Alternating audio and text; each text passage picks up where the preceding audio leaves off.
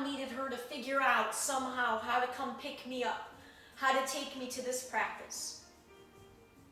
And my mom, being what so many females out there in my life I still see doing this, takes pride in not asking for help, is afraid to ask for help.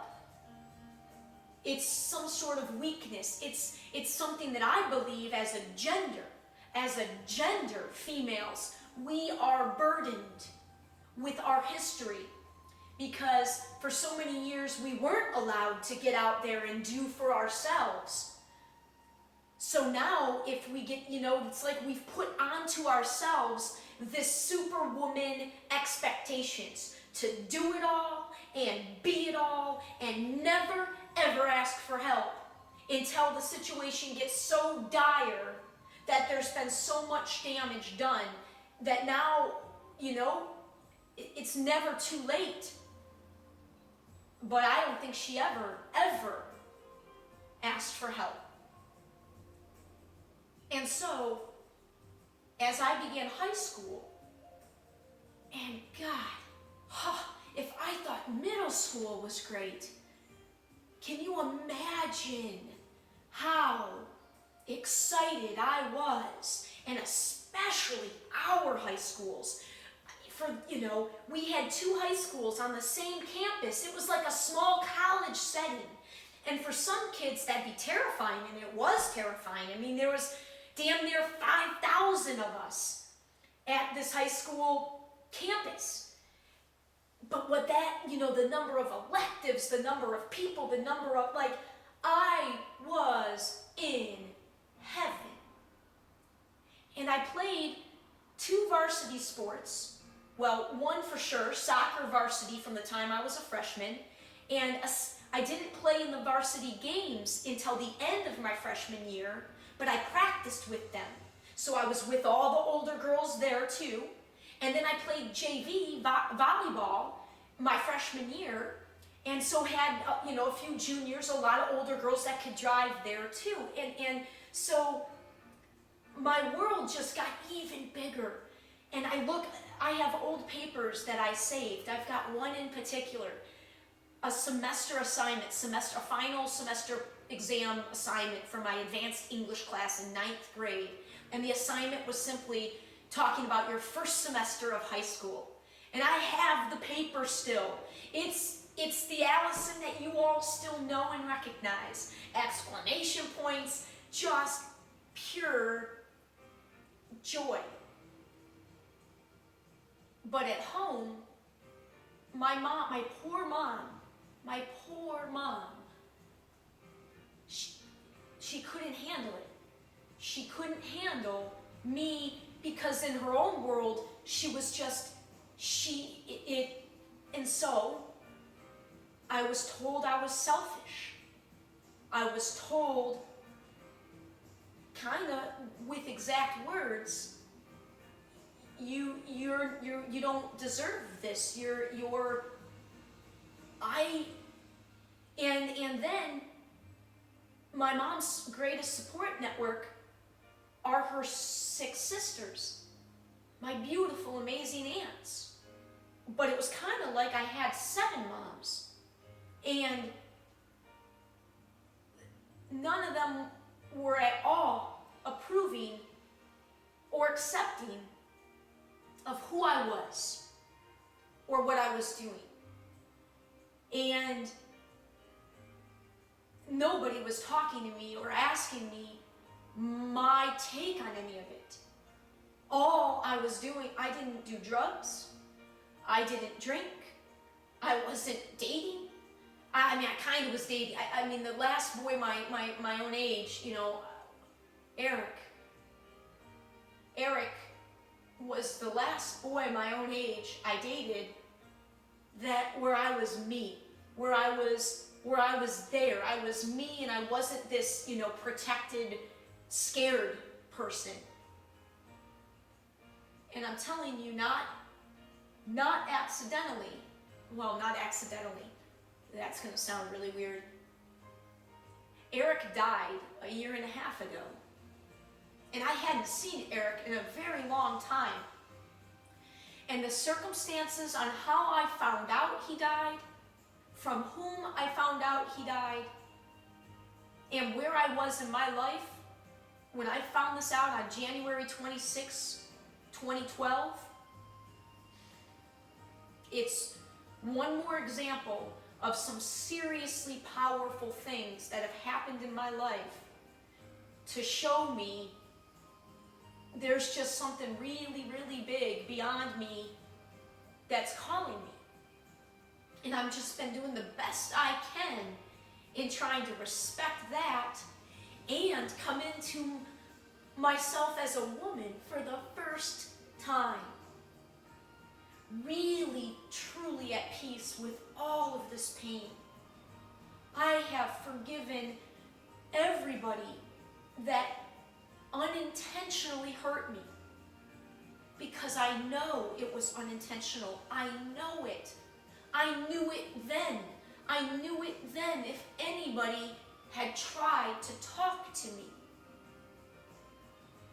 So then, sophomore year, my world completely fell apart when my parents began dating again.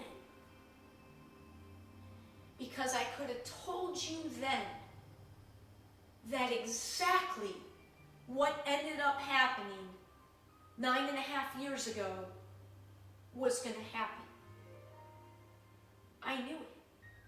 I knew they were remarrying, both of them, for all the wrong reasons. I knew it. And I knew he would leave again. And I think on some level, I knew, I was the one that was put into the situation where I had to fly my mom down to Florida. And I was the one that told her that he was leaving again. And this was literally 3 weeks after I announced to my family that I was leaving my marriage. Now, I hadn't been married all that long, but I had been with my former husband for 9 years. And on some level, I knew I loved him, but I never should have married him. I was, in my head, thinking I was taking the easy way out. And it was anything but the easy way out. And I recognized, well, something happened. And that's another story I will share. Something happened that I did, that made me go, what in the hell? You don't do this, what are you doing? That I had to look at that situation and get brutally honest and real with myself.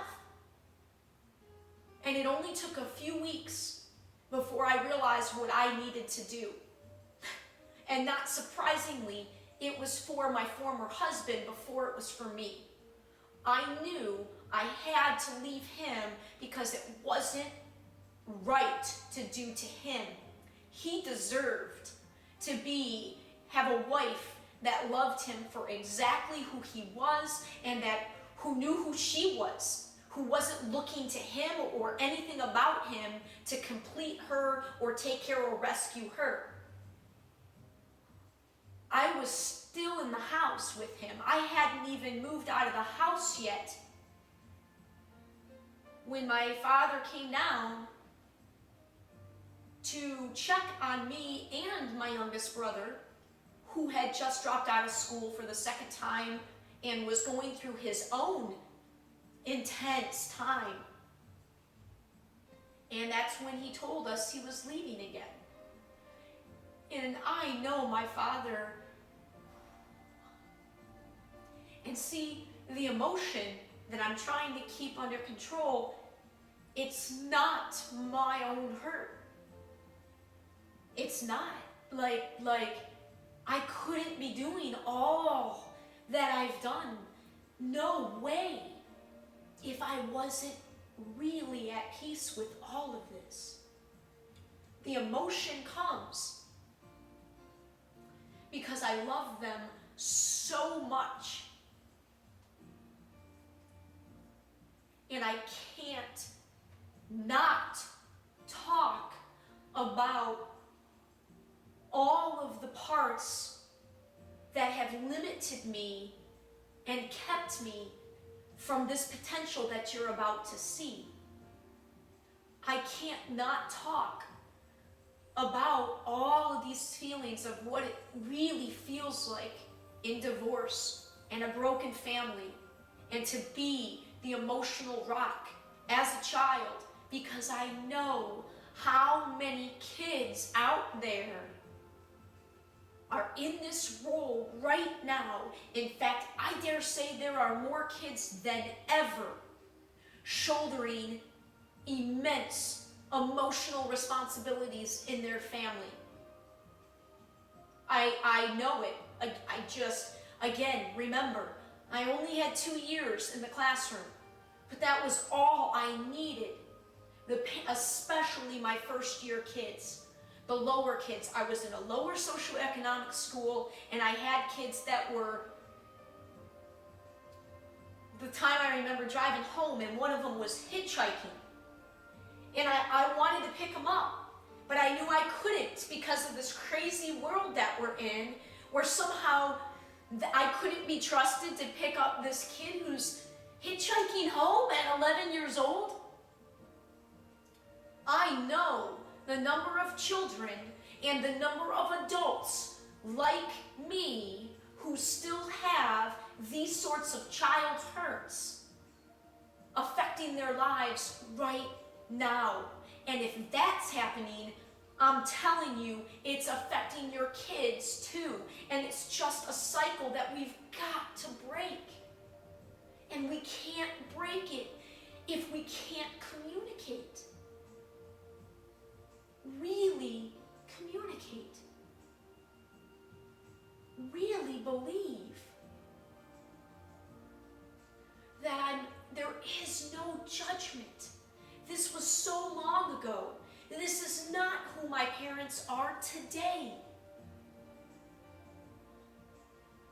I can't not everything in my being for my whole life has told me I was meant to help guide in this way. And not in just this way, folks. I'm telling you, this is going to allow me to be so powerful in all, like, making peace and doing this emotional work is by far harder than anything. Harder than any of the academic things I've done. Harder than any of the intellectual things I've done. More challenging and difficult than any of the tremendous physical feats I've done. Moving beyond these emotional demons has been so powerful. And that is why it looks like I'm banging my head against the wall in trying to communicate to people in my life, ultimately way more to strangers, way more to people I don't know. But to get to that, I had to jump in and get going and start. And I naively believed that people closest to me could accept and understand to some extent what I was doing, and trust that I'm not trying to hurt anybody. I'm not trying to air out dirty laundry, even though I know that's so easy to look at and label what I'm doing. But what my family has always taught me is that it's greater than us. It's about more than us.